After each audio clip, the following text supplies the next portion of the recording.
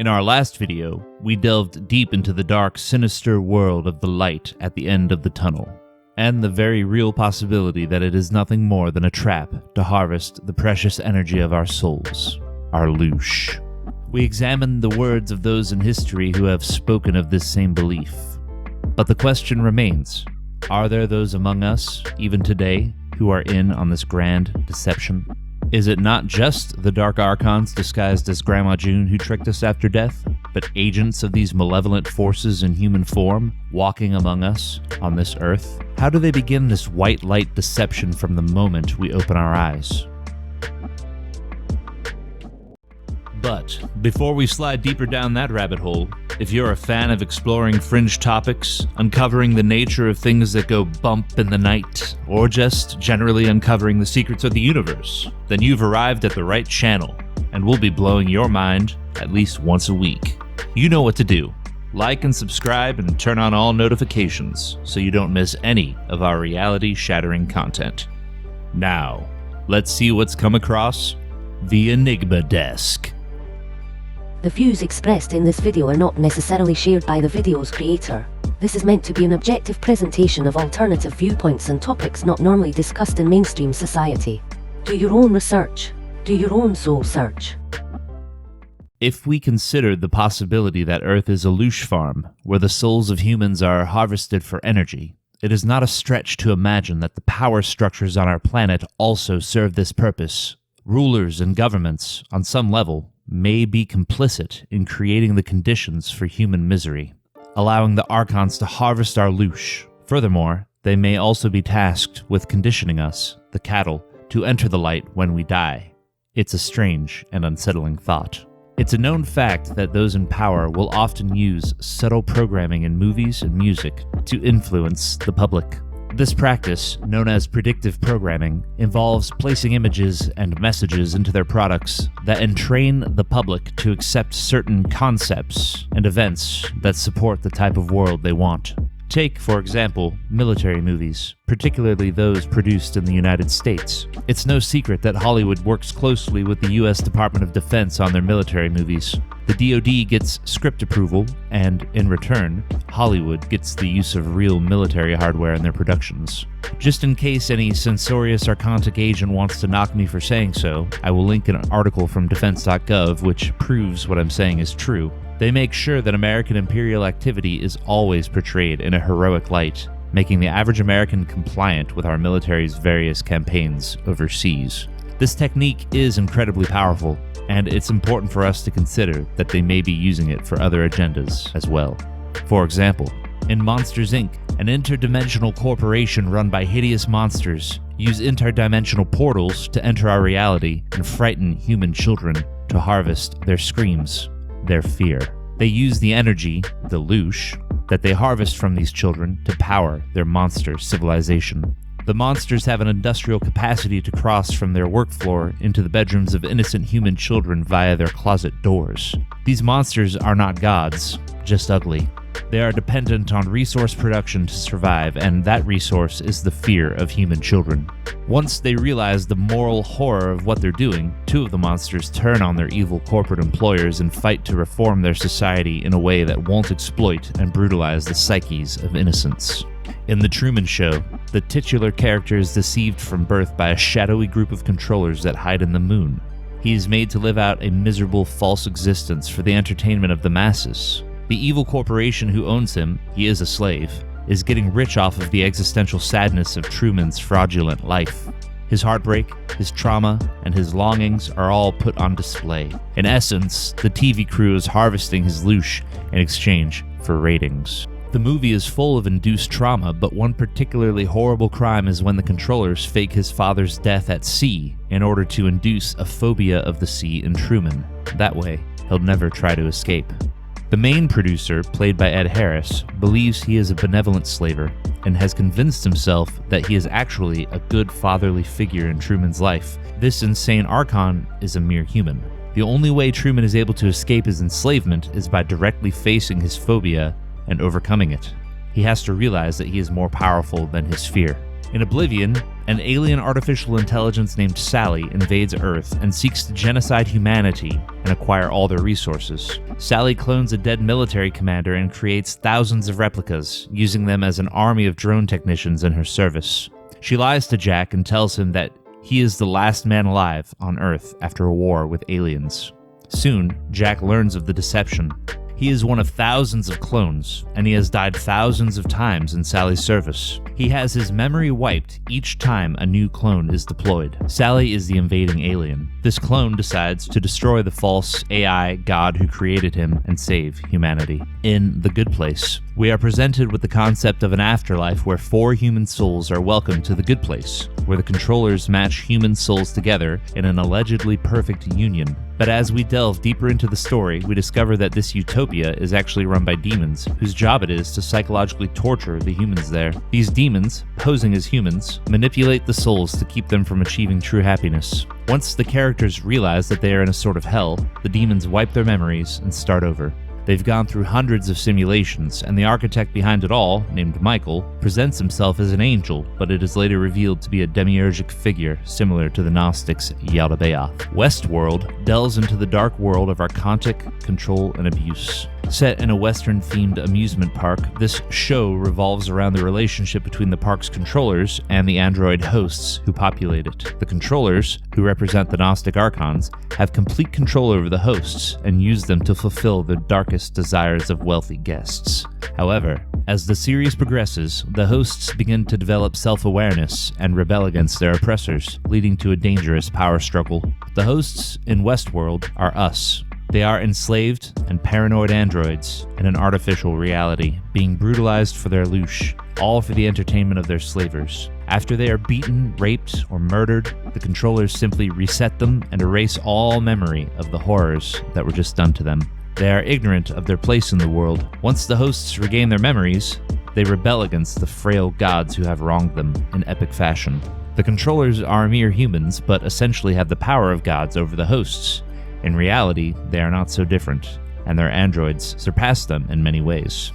Zardoz is another Gnostic-themed film that takes place in a dystopian future where a godlike entity known as Zardoz rules over a society of Eternals who are unable to die, and a group of Brutals who are tasked with providing the Eternals with the resources they need to survive. Zardoz is a giant floating head that periodically flies over the Brutals' villages and dispenses rifles.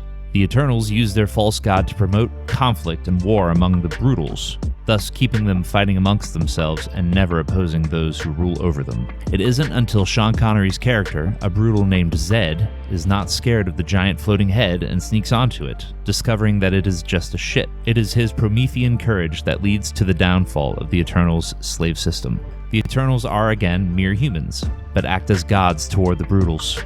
They deceive them with fear into giving over the fruit of their labor. The only edge they have over their slaves is their technology and their wider awareness of reality.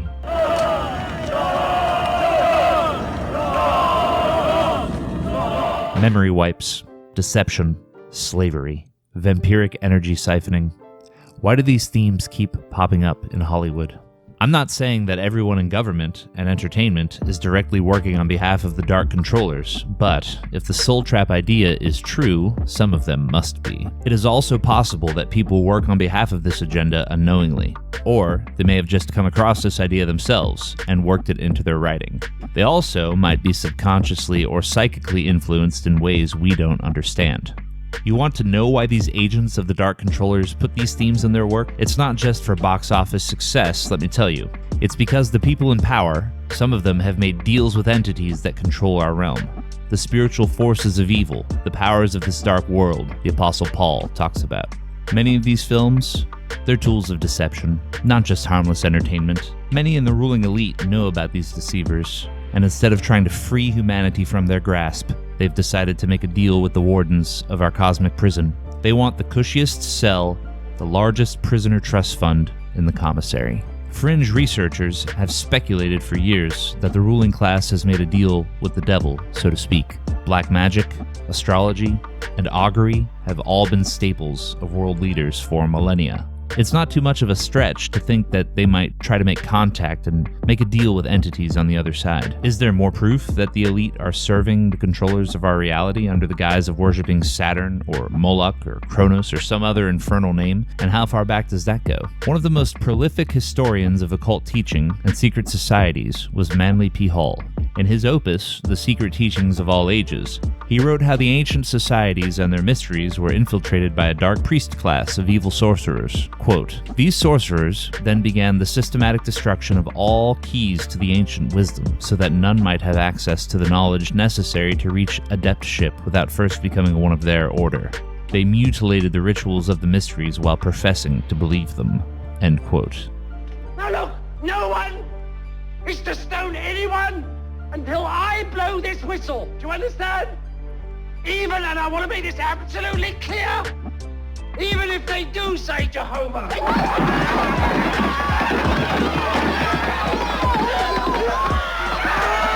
Before ancient Babylon and Sumer were corrupted by these sorcerers, human beings were more aware of the nature of their reality and presumably knew how to escape more readily. These evil demiurgic servants set about to change that. Hall writes further, quote, "False interpretations were given to the emblems and figures of the mysteries, and elaborate theologies were created to confuse the minds of their devotees.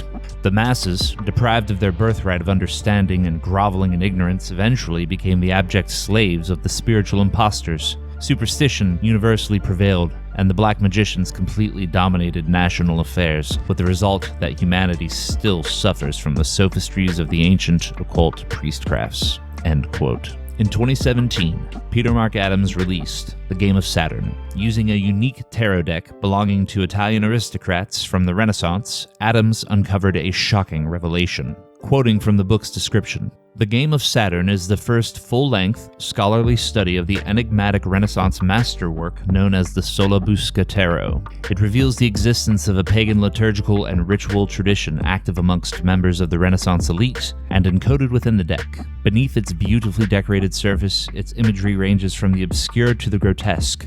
We encounter scenes of homoeroticism, wounding, immolation, and decapitation, redolent of hidden meanings, violent transformations, and obscure rites.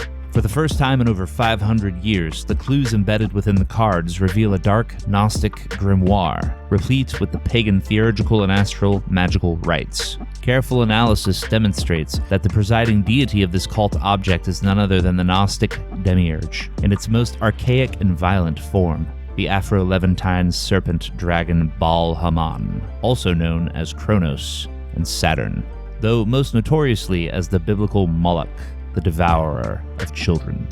End quote. It has been common knowledge among alternative researchers for decades that many in the ruling class have an occultic allegiance to Moloch. This Moloch cult has been around for thousands of years. There's a famous speech recorded in the book of Acts from the Bible. The first Christian martyr, Stephen, decides to use his last words to excoriate the religious leaders of Judea. In this scathing speech, he accuses them of offering child sacrifice to Moloch. In Acts 7:42 through 43, quote, "Did you offer to me slain victims and sacrifices for 40 years in the wilderness, O house of Israel? No, you took along the tent of Moloch." End quote. People in power have been serving Moloch, Saturn, Baal Haman, Kronos for a very long time, and they still do today. Here's a clip from a recent Lex Friedman podcast number 314 interview with Liv Bourret. Yeah, let's go to Moloch. What's Moloch? You did a great video on Moloch, and one aspect of it, the application of it to one aspect of Instagram beauty filters. Through Very niche. I wanted to start off small. Moloch was originally coined as well. So apparently back in the Canaanite times, it was this ancient Carthaginian. I can never say it. Carthaginian, somewhere around 300 BC or 200 AD. I don't know. There was supposedly this death cult who would sacrifice their children to this awful demon god thing they called Moloch, in order to get power, to win wars. So really dark, horrible things. And it was literally about child sacrifice. Whether they actually existed or not, we don't know. But in mythology, they did. And this god that they worshipped was this thing called Moloch. And then, I don't know, it seemed like it was kind of quiet throughout history, in terms of mythology beyond that. until this movie Metropolis in 1927 talked about this. You see that there was this incredible futuristic city that everyone was living great in, but then the protagonist goes underground into the sewers and sees that the city is run by this machine. And this machine basically would just like kill the workers all the time because it was just so hard to keep it running. They were always dying. So there was all this suffering that was required in order to keep the city going. And then the protagonist has this vision that this machine is actually this demon Moloch. So again, it's like this sort of like mechanistic consumption of humans in order to get more power. If you know the symbols, Moloch or Saturn worship seems to be everywhere. From corporate logos to prominent religious centers, we can see the rulers broadcasting their true allegiance under the cover of day. They tell the masses that these symbols mean something different, but among themselves, it is Saturn worship. The planet Saturn actually has a hexagonal storm on one of its poles just perpetually churning. The hexagon is a 2D representation of a flattened cube. Strange that the ancients somehow knew the association between the cube and the actual planet, millions of miles away. The Kaaba in Mecca, where 1 billion Muslims pray toward every day, is a black cube. During the Great Hajj, or pilgrimage, a sea of Muslims circle around the black cube, just like the rings around the planet Saturn. Saturn is often known as the Lord of the Rings, in fact. Another religious group whose name slips my mind wear a black cube over their third eye as they pray. They call this a phylactery. In fact, Jesus is recorded having called out these cube wearers. Quote, "They bind heavy burdens hard to bear, and lay them on men's shoulders, but they themselves will not move with their finger. They do all their deeds to be seen by men, for they make their phylacteries broad, and their fringes long. They love the place of honor at feasts, and the best seats in the worship halls, and salutations in the marketplaces, and being called teacher by men." Matthew 23:4. Look, I'm not saying that every single powerful person is in some kind of Saturn-worshipping cult in the hopes of gaining a privileged spot in their next life on this Loosh farm, but it seems like a lot of them are. It's clear from the evidence that this Loosh farm and its accompanying soul trap at the end of a life are maintained by more than just dark forces and heavenly places. These archons have their well-placed minions in flesh and blood bodies. For every hyperdimensional Dracula, I guess you need an earthbound Renfield. This reality seems to be a corporate-owned prison run by hyperdimensional beings, getting fat stacks off of our slavery. But our slavery isn't that of labor. We are enslaved for our energy itself. We really are plugged into this system like a battery. Some of us humans have figured it out, and those who do have two paths in front of them. They can serve their masters on this prison plane, or they can walk the path of escape. They can follow Christ out of this demiurgic simulacrum and rejoin our true family in the pleroma, or they can sell out human souls for millennia in exchange for gold and power. And it seems there are a lot of traitors in powerful places. So far in this series, we've covered the Soul Trap and the Loosh Farm. We've looked at strange symbolism in movies and evidence that the ruling elite are in on this deception. But how deep is this deception? Are there even more layers to it than we could have imagined? Is every single person on Earth a captured soul being milked for its loosh? What if there are filler characters here, kind of like NPCs in a video game? We'll explore that one in the next video, along with some potential solutions.